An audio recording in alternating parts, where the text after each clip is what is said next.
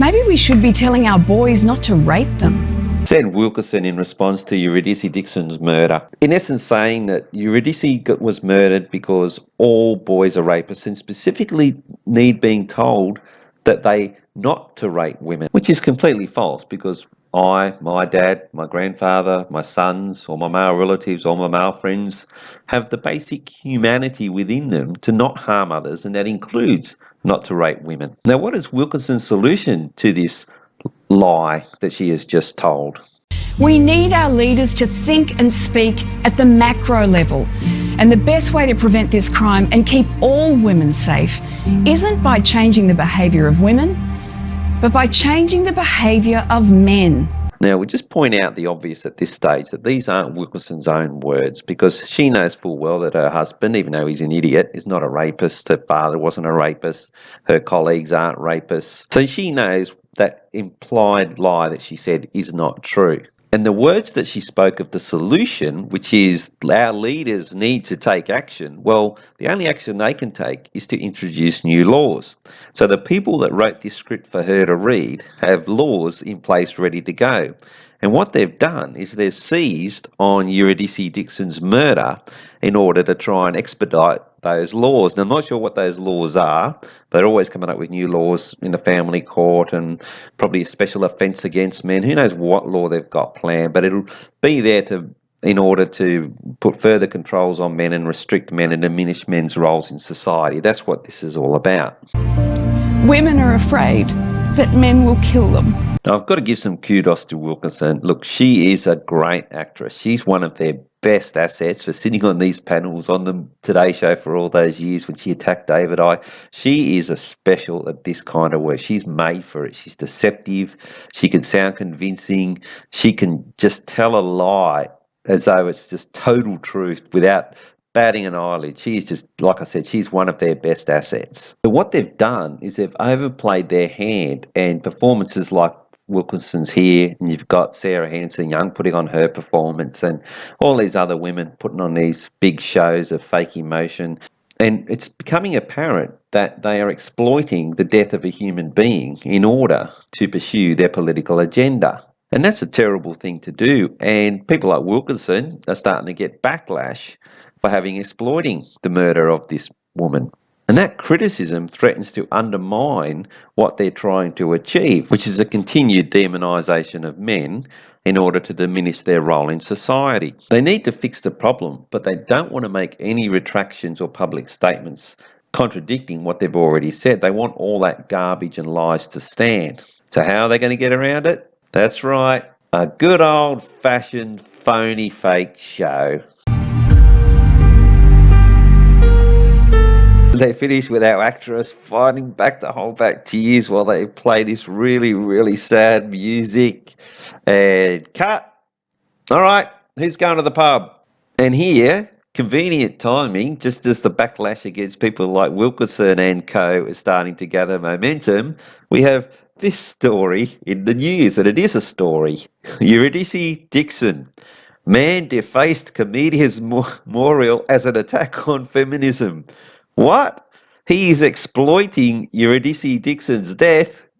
So you can see the strategy they've gone with. It's to point the finger at your opponent and accuse them of doing something that you're already doing. Of defacing a memorial for murdered comedian Eurydice Dixon. Live to court reporter Jade Vincent. Jade, the accused is a 31-year-old. That's right, Pete. Not a foolish teen, but an adult, a 31-year-old man. Police swooped on the accused from Bulleen this morning, executing a search warrant. He was then arrested and charged with criminal damage, offensive behaviour and offensive graffiti. Of course, this all relates to those vile and obscene markings found beside the makeshift memorial of flowers and teddies laid for murdered comedian Eurydice Dixon at Princess Park. They were found in that early morning by firefighters. They had to be washed away by firefighters before thousands of mourners packed that soccer pitch. Now, there's a couple of big clues right there. First one is firefighters happen to have been in the park, and they were the ones that found it. And they happen to have all this water there to clean it off. That was pretty fortunate. There's another report that police found it, but the point is that the government found it, because fireys and police are government, before anyone passes by, as he's done it, this perpetrator. and then presumably he's left the scene. There's a period of time when it would have been there. Surely someone else could have found it. They would have gotten, everyone carries a phone. There'll be something on social media about it from the general public, but there wasn't because the government got there first. That's the first clue. So at this stage, we don't have any shots of the actual graffiti, which really is the main proof that it happened, and we don't have that at the moment. Bit like a video of Jimmy's car going down Burke Street. We just don't have it. We just don't have this captured on any social media so far. Here's a story about the perpetrator, Andrew Knowles, attack on feminism. There he is. A self-described independent Scientologist informant said he painted the Lou graffiti more to attack feminism. Well, surely we go to his Facebook page. There's his photos. There'll be photos of what he'd written. All photos. No. Oh, maybe they got him to remove all of the photos of the... Oh, no, there she is. No, he's still allowed to have that up. So, doesn't look like... And he hasn't mentioned that he's been told to take down any photos about this case. So, you would think, as part of his trying to put his message out on his Facebook page, he would have taken a photo of what he'd done after he'd painted it on the grass and showed it to us. But apparently he didn't. It's not in his videos either. He has a YouTube channel and it's not there. So again, the main indicator, exactly like Burke, is that we will never see the actual graffiti because there was none. All we've got is government employees just swishing around on the grass and paint. We don't actually get to see any evidence that this actually occurred. Just on his Facebook, even if he'd removed it, you know how quickly people capture Facebook images on screenshots and it would have appeared elsewhere. But you're just not going to see anywhere the actual thing that they said that he'd done because he didn't do it. It's for a different purpose. And just a bit about this doofus that got seconded to be a part of this. Look, he was right for the picking. He was absolutely perfect candidate.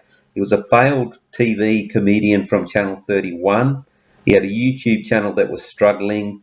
He was going nowhere, doing nothing, could really use the money, and I'd say he's been real well rewarded for this. And really all he's done is put his name to it because there's no way they actually wrote anything down. And no one has said what was written down anywhere. No, there's been no quotes, there's been no nothing. All they've said is, oh, it was terrible.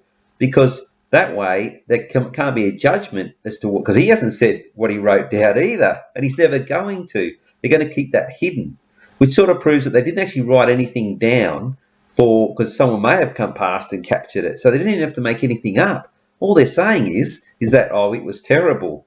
So this guy was right for the picking, absolutely perfect. You can look at his face, and he's acting like, he's like Blair Cottrell, totally over the top. Well, going to a memorial of someone that's died, no rational person would ever do that. And he's done some videos on his YouTube, so he's actually quite articulate in some ways, in that he can hold a string of sentences together and can think things through. And he's thought things through and thought, oh yeah, I'll be a part of this.